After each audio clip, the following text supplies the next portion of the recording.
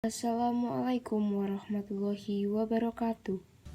Kami dari kelompok 10 pengantar ilmu kesehatan akan mempresentasikan hasil kerja kelompok kami dengan judul Pertolongan Pertama pada Kecelakaan dengan dosen pengampu Ibu Endang Wahyuni MSN.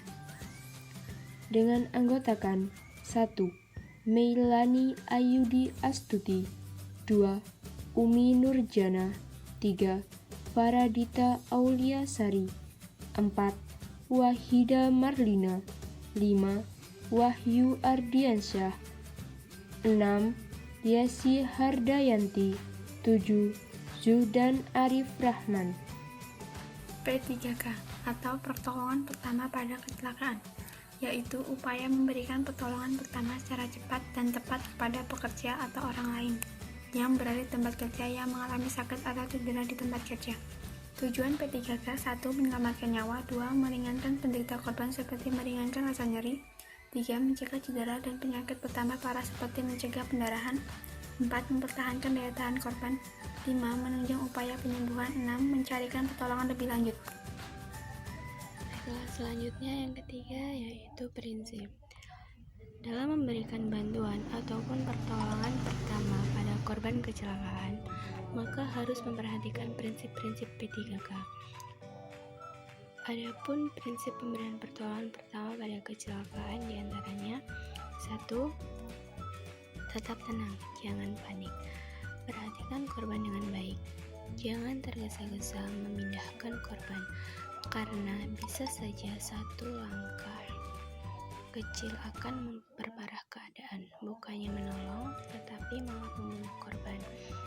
Yang kedua, memberikan pertolongan dengan cepat dan tepat.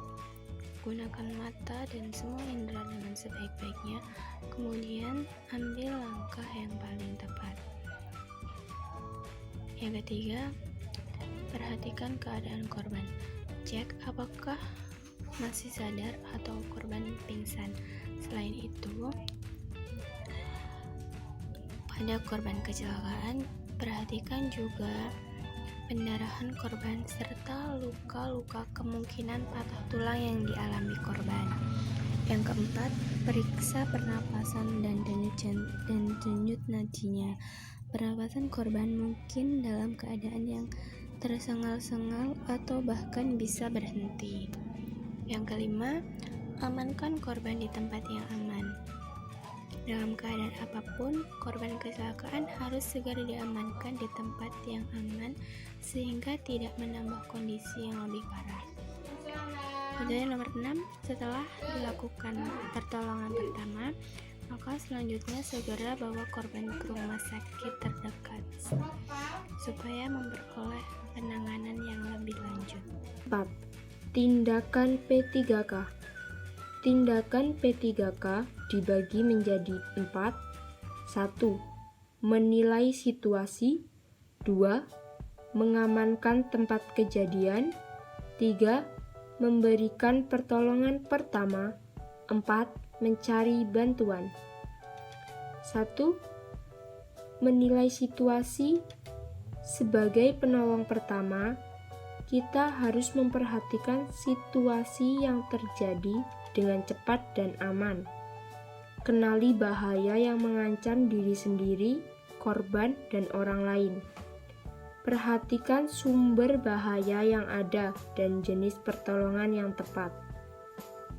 Yang kedua, mengamankan tempat kejadian. Perhatikan faktor penyebab terjadi kecelakaan. Utamakan keselamatan diri sendiri saat menolong.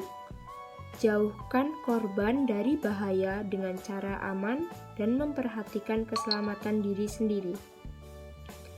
Singkirkan sumber bahaya, misalnya putuskan aliran listrik, matikan mesin yang masih beroperasi, dan sebagainya. Yang ketiga, memberikan pertolongan pertama. Yang dilakukan saat memberikan pertolongan pertama adalah kita harus memeriksa kesadaran, pernapasan, aliran darah, dan gangguan lokal. Lalu, tentukan status korban dan prioritaskan tindakan memberikan pertolongan. Memberikan pertolongan sesuai status korban dapat dilakukan dengan cara 1. Baringkan korban dengan kepala lebih rendah dari tubuhnya. 2. Apabila ada tanda henti nafas dan jantung, berikan resusitasi jantung paru. Selimuti korban. Apabila luka kering, obati seperlunya. Apabila luka berat, segera mencari bantuan medis.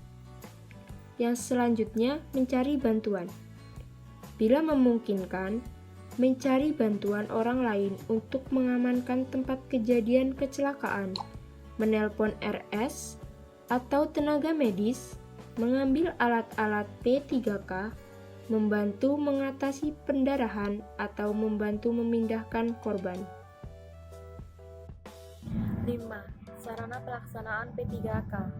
Untuk mendukung pelaksanaan P3K, diperlukan sarana P3K seperti A. Personil atau petugas P3K. Jumlah petugas P3K disesuaikan dengan jumlah tenaga kerja yang ada di perusahaan, faktor risiko di perusahaan, dan jumlah shift kerja di perusahaan. B. Ruang P3K. Ruang P3K harus bersih, terang, dan memiliki ventilasi udara yang baik. Ruang P3K diperlengkapi dengan bagian peralatan berikut ini: wastafel dengan air mengalir, kertas tisu, usungan atau tandu, spalt, kotak P3K, tempat tidur, tempat menyimpan kursi roda, sabun, pakaian bersih, tempat sampah, alat evakuasi. C. Sarana tambahan. Sarana tambahan, beberapa alat penambah diri, perlengkapan khusus di tempat kerja yang memiliki potensi yang bersifat khusus. 6. Jenis pertolongan pertama dan penanganannya. 1. Pertolongan untuk mengatasi memar. Memar bisa disebabkan oleh berbagai hal, bisa benturan, pukulan, atau hal lainnya. Pertolongan pertama yang bisa Anda lakukan untuk kasus memar ini adalah mengompres bagian tubuh yang memar dengan es batu selama 20 menit. 2. Pertolongan pertama mengatasi kulit terbakar. Kulit terbakar atau melepuh biasanya terjadi akibat memegang benda panas atau terkena minyak panas secara tidak sengaja. Dalam kondisi ini, langkah pertama yang harus Anda lakukan adalah mengkompres area tubuh yang terbakar atau dengan kain yang telah dibasahi dengan air dingin. Pertolongan pertama saat terkena benda tajam. Ketika tertusuk benda asing seperti kayu, kemudian benda itu tertinggal di dalam kulit, maka benda itu harus cepat diambil.